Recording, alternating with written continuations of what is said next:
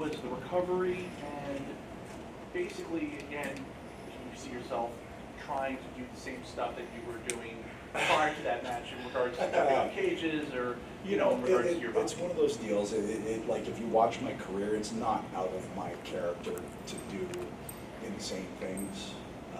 It's kind of what I do every once in a while. Like I'll get a hair up my ass and decide, yeah, I didn't die through a flaming table, sure. So that's just me. It's kind of hardwired into me.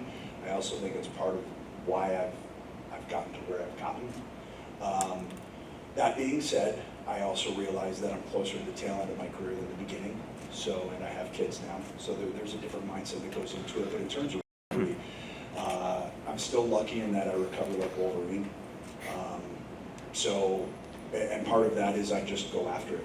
The day I can go after it is the day I do it. And I've actually been cleared for a while, but Tony and I have the conversation is our area got hit by a hurricane.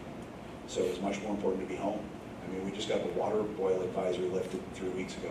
So we've been using bottled water to brush our teeth and wash our hands for close to 3 months. So when real life hits like that, suddenly this, it has to take a second place. And luckily we're at a place where that is considered and respected. But in terms of being back and ready, I'm just ready to go, because every month for me at this stage feels like a year. So I gotta get in. I gotta get cooking.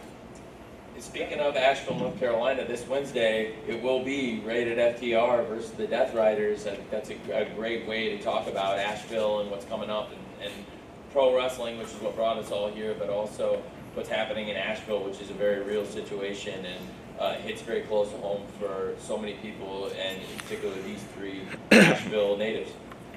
If I could say something about Adam's injury, right? It's hard for me, I'm sure you guys know, to bite my tongue on a lot of things, and if I feel strongly about something, I want to say it. But this man is one of the greatest of all time, right? And I think we all know that. His career is what everybody strives to have when they start professional wrestling.